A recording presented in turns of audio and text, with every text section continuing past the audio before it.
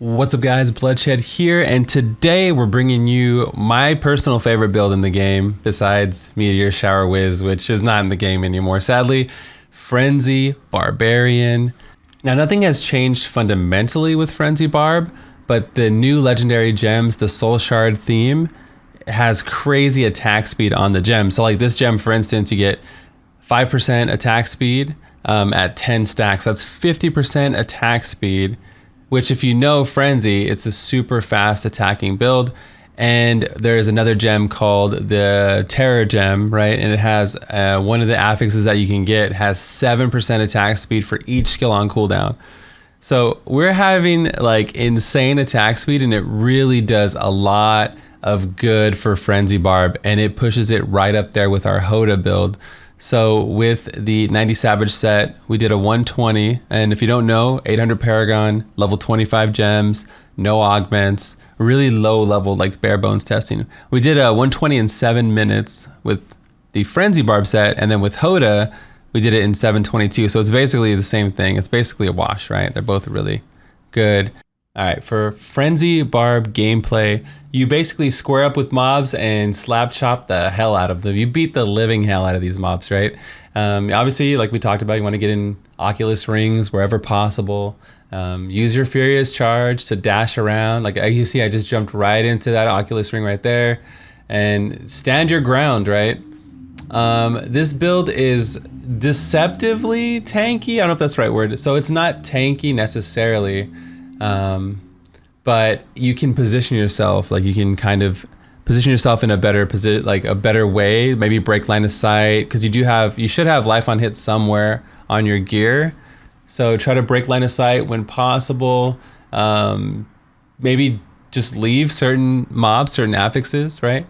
If you're taking too much damage from it. But right now I have shield pylon, so that's what I'm talking about, survivability.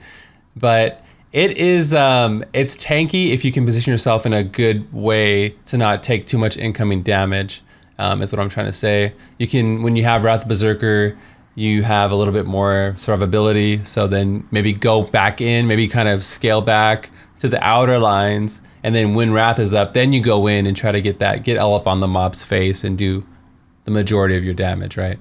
But, yeah, this build's really fun to play. It has that old school vibe. It's almost like your fast attacking old school RPG build with on hit effects almost. Really, really visceral and just fun, man. Just straight up fun. You can see just the brutality. Let me maybe skip ahead to the Rift Guardian for you guys. I did a few 120s. I was trying different build variations. I think we get Choker on this one. Yeah. So you can see once you hit 30, once the Rift Guardian has 30% health, you hit Ruthless, and now you do 40% more damage. So you'll see that last part's just gonna fly right here.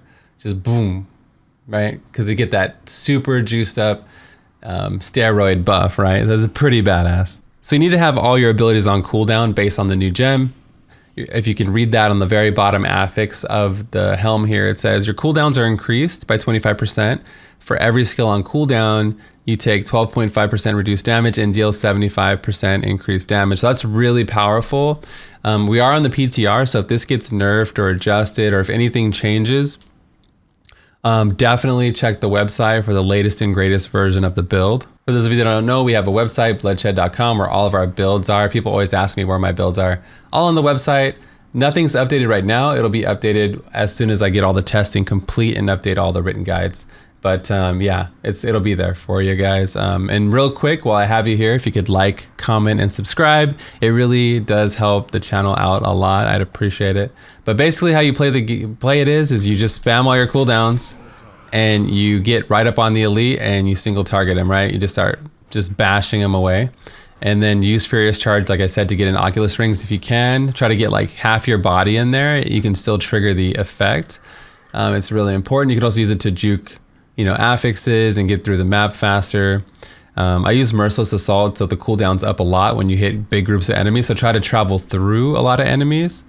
Like if you were going here, don't just attack this. Try to like maybe go at an angle and hit 3 or 4 enemies in a line, and then the cooldown will be up a lot faster. So you can kind of get through bad situations or get through the map. Again, I'm going to show you my favorite build, right? But there's a lot of variations that you might like more. So experiment, check out other creators, use what you like. Okay, this is Blood's favorite version. I played Frenzy a lot. We constantly do well in hardcore, especially with Frenzy Barb. So I'm going to show you what I'm rocking here, okay? Let's actually bring up the leaderboard clear so you can see exactly what we cleared it with. So they need to be stunned with the Frenzy set to get that double damage, right? You deal double damage against enemies that are feared, or frozen, or stunned. So Azarath freezes them. It has a secondary affix on there that has a 23 up to a 25% chance to freeze. So we're attacking so fast. That's what I'm using to proc that. And then we're done, right? And then the legendary gems, I'm using the Terra gem with the attack speed. And then I'm using the weapon pain gem with the attack speed on it also, because we're just going fully juiced up attack speed. I'm not using anything bugged or anything that's gonna get really nerfed or anything like that. This is all just legit testing. You want cooldown everywhere you can get it, double crit cooldown, obviously strength everywhere. So like on the Unity, I'm using, because I'm playing hardcore, right? So if I was playing softcore, I would definitely go COE probably with that. On the Amulet, double crit cold. On the Bracers, cold damage. I'll go through the build really quick here for you guys. Sidearm, Merciless, Falter, Bloodshed, Veteran's Warning, Insanity. Here's the passives. And it's a generator build, right? So you want the Simplicity, Strength, Trapped, and Bane of the Stricken. Now, we have such crazy single target. You don't need Stricken. You can carry Powerful or whatever gem you're thinking that you might want, right? Same thing here. I'm using the Auguild set for just more elite damage. Even the new gem has elite damage on it. So it has up to 25% damage against elites. So I got 25 from here. I got the Auguild set with 30%. So it's really nice. It's like having a furnace basically on your build, right? You have to carry the Undisputed Champion. You want a high affix. It doesn't matter if it's legendary, you know, make sure to get that close to 400 as possible. You need frenzy damage on your belt and your pants, as it's really important.